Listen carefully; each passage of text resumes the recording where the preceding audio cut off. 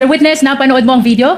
Ano ang kaugnayan nito sa insidenteng tinukoy mo kanina kung saan sinabi ng Vice Presidente, gusto kong tanggalin ang ulo niya ba? That is the same video that I was referring to. Kanina, Mr. Witness, binanggit mo din na may sinabi ang Vice Presidente, I imagine myself cutting his head. Anong partikular na bahagi naman ng video na iyong tinukoy ang tumutukoy sa sinabing ito ng Vice Presidente kung iyong nalalaman? Again, Mr. Presiding Officer, may be allowed to look for the... Witness may do so. Thank you po. Timestamp 136.52 po to timestamp 136.58. Your Honor, may we request that the same video be played, particularly timestamp 136.52 to 136.58. Pertaining to the same exhibit, counsel. Yes, Your Honor. Same exhibit P411. Tech is instructed through the clerk of court to kindly play the video. myself cutting his head. Mr. Witness, napanood mo ang video. Ano ang kaugnayan nito sa insidenteng tinukoy mo kanina kung saan sinabi ng Vice Presidente, I imagine myself cutting his head? Yan din po yung video ang aking tinutukoy. Mr. Witness, kanina ay binanggit mo ang insidente ng Mayor Sebastian Duterte. Kaninong ulo ang kailangan nila kung iyong nalalaman? Objection as answered, Your Honor. Asked and answered. Move on, counsel. Binanggit mo din ang video ni Vice President Sara Duterte. Mr. Witness, kaninong ulo ang gustong tanggalin? Objection as answered, Your Honor. Move on, counsel. Asked and answered. The court understands and knows who said the Vice President was referring to in that video. Thank you, Your Honor. We will proceed. Ano ang obserbasyon mo dito sa video ni Mayor Sebastian Duterte at sa video ni Vice President Sara Duterte kaugnay ng investigasyon ng Special Task Force kung mayroon man? Objection vague, Your Honor. Anong obserbasyon mo? Kindly be more specific, counsel. Although the witness is competent, kindly be more specific so that the witness can more intelligently answer the question. Mr. Witness, anong koneksyon kung mayroon man ang video ni Mayor Sebastian Duterte at ang video ni Vice President Sara Duterte sa kasalukuyang investigasyon ng Special Task Force? Objection, Kung Your mayroon Honor. man at Objection, kung Your iyong Honor. nalalaman. Objection, Your Honor. Still vague and as answered. Witness may answer if he knows so that we can move on. Director Matibag, kindly respond. Salamat po. Kapansin-pansin po na makikita natin na nanggagaling sa isang pamilya ang pagbabanta sa ating Pangulo at parehas na nag-refer sa ulo ng Pangulo. Kung kaya naman, iniisip po ba namin kung meron bang kasabwat o may sabwatan sa pangyayaring ito, sapagkat gaya po ng aking binanggit na noong November 23, binanggit po ng ating Vice Presidente na meron na siyang kinausap para pumatay sa ating Pangulo at pumayag siya. Kaya ito po ang aming pong tinututukan sa task force namin pong itinatag. Objection, Your Honor. We would have to object as to the answer being non-responsive, and we would like to move, Your Honor, that it be expunged from the record. Your Honor, the witness has answered already, and that should form part of the transcript of our trial today. Then we move to strike it off, Your Honor. The objection is overruled and the motion to strike is denied. Let it remain in the records for the appreciation of the senator judges as to the weight they will give that particular part of the witness's testimony. We will submit, Your Honor. Mr. Witness, binanggit mo Councilor, kanina na may kinausap ng tao ang Vice Presidente. Ano ang kahalagahan nito sa inyong investigasyon sa Special Task Force? Kung mayroon man. Sapagkat ito po, yung aming mismong tinitingnan, sapagkat ang tingin nga po namin dito, that the threat is serious, active, and continuing doon po sa banta sa ating Presidente. At dahil ito ay seryoso, aktibo, at patuloy na umiiral, ay nagiging banta na rin po sa ating pambansang seguridad. Sapagkat anuman pong banta sa seguridad ng ating Pangulo ay banta po sa ating national security. Mr. Witness, ano ang inyong obserbasyon kung mayroon man doon sa sinabi ng Vice Presidente na mayroon na siyang kinausap na tao? Objection vague, Your Honor. Your Honor, the witness is very much competent. Please allow him to answer the question. Objection overruled. Witness may answer. Kindly move on, counsel. I think I know where you're getting at, but kindly move on toward your point. Witness may answer. Ang obserbasyon po namin dito ay hindi na ito isang banta, kundi isang plano. Sapagkat ang tingin po namin dito ay inianunsyo ng ating Vice Presidente ang kanyang planong pagpatay sa Pangulo ng Pilipinas at mga nabanggit pa ang kanyang gustong ipapatay doon po sa kanyang pagbabanggit sa kanyang press conference. Kanina, Mr. Witness, binanggit mo ang investigasyon ng NBI noong November 2024. Ano ang pagkakaiba kung mayroon man ng investigasyon ng NBI noong November 2024 sa kasalukuyang investigasyon ng Special Task Force na nagumpisa noong Abril 2026? Malaki po ang pagkakaiba. Yung investigasyon po na natapos na ginawa noong November 24 na nag-iimbestiga doon po sa grave threat at sa inciting to sedition, ito po ay ordinaryong krimen na iniimbestigahan na sa ngayon po ay nakabinbin sa Department of Justice para sa kanilang resolusyon. Pero ang amin pong iniimbestigahan, sinuulit ko nga po, the serious, active, and continuing threat to the life of the President which already transcend to a national security issue. Sapagkat malinaw po na hindi na ito banta, kundi isang plano na patayin ang Pangulo ng Pilipinas. With the permission of the Council of the Parties, Chair would like to clarify for the record and for the senator judges that the investigation conducted by the NBI in November of 2025, the witness was not yet the director at that time, but he can testify as to the fact that the agency he now heads conducted the investigation, but not as to the truth of the investigations conducted at that time, but as to the fact that investigations were conducted only. You may proceed, Counsel. Mr. Witness, ano ang dahilan? Bakit kasama ang video ni Mayor Sebastian Duterte sa inyong sinasabi ngayon na ang bantang ito ay banta na sa national security kung mayroon man? Objection asked and answered, Your Honor. Asked and answered, Counsel. Move on. Your Honor, as a matter of fact, we haven't asked that question and the witness is supposed to explain the reasons why the video was actually considered in their observation that this is a threat to national security. I believe the witness already answered that any threat to the president is a threat to national security, to the national security of the country. And earlier, the counsel already asked the relationship of the video to that statement of the witness, which the chair allowed. We're already there, counsel. Please move on.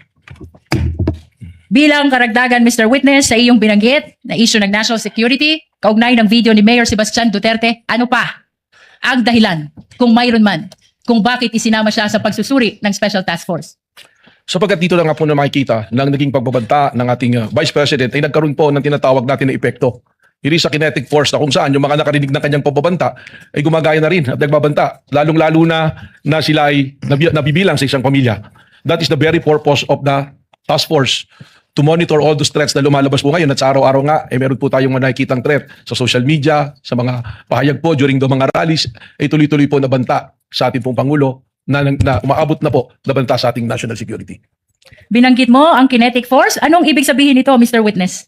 Na yung kanila pong aksyon ay nagkakaroon po ng epekto para kumilos sa mga nakakarinig, ang kanilang mga supporter, upang maghasik po ng ligalig at kaguluhan po sa ating pong bansa at hindi na nire-respeto ang ating pong konstitusyon at wala na rin pong pagtingin sa ating democratic process. Ano pa ang dahilan kung meron man? Bakit isinama sa pagsusuri ang video ni Mayor Sebastian Duterte kaugnay ng Rage Coalition Rally? Yung Objection presensya, asked and answered, Your Honor. Witness may answer.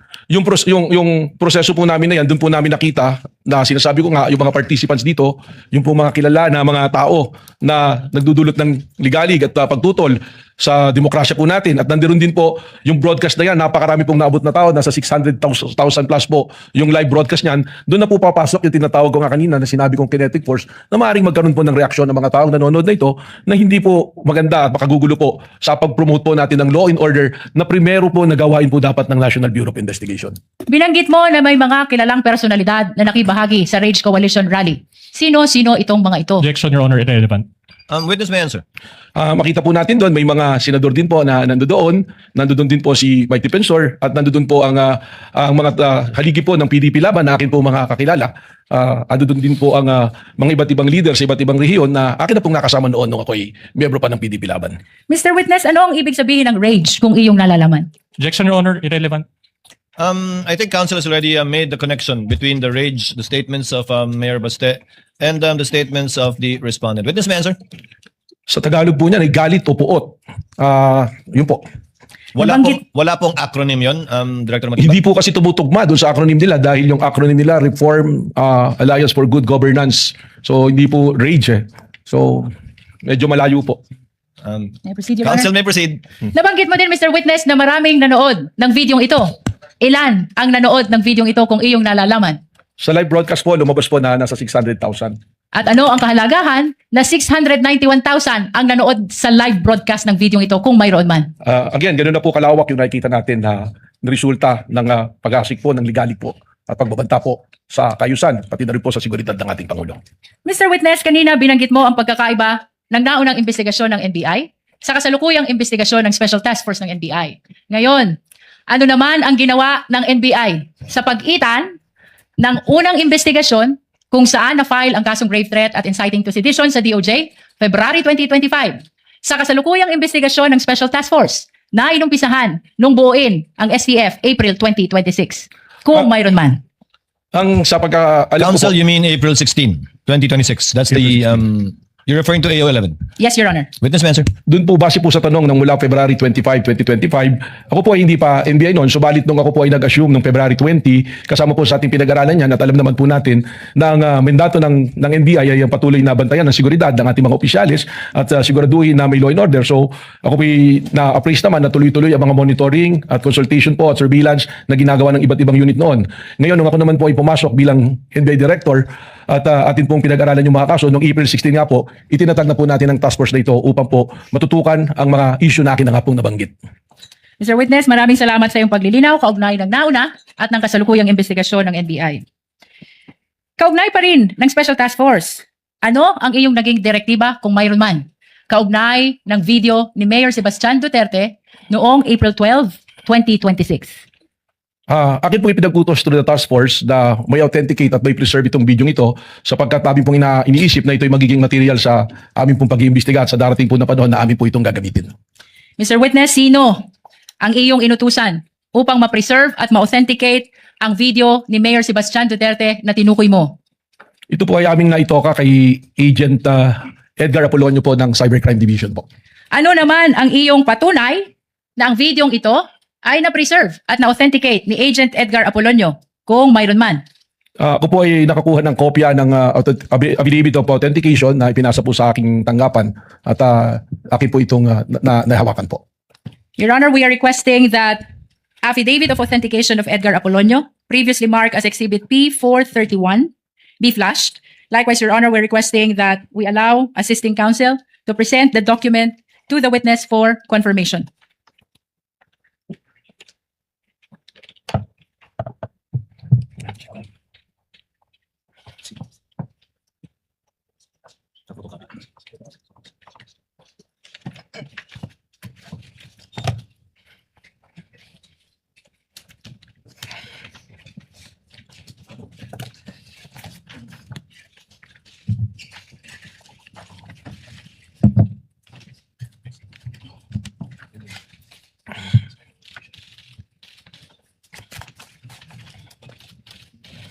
Mr. Witness, we are presenting to you a document entitled Affidavit of Authentication. Ano ang kaugnayan nito sa Affidavit of Authentication ni Agent Edgar Apolonio na tinukoy mo kanina? Ito po ang affidavit of authentication na akin pong binabanggit. We manifest, Your Honor, that the same has been previously marked as Exhibit P431. Sa pahina 2, makikita isang lagda sa ibabaw ng pangalang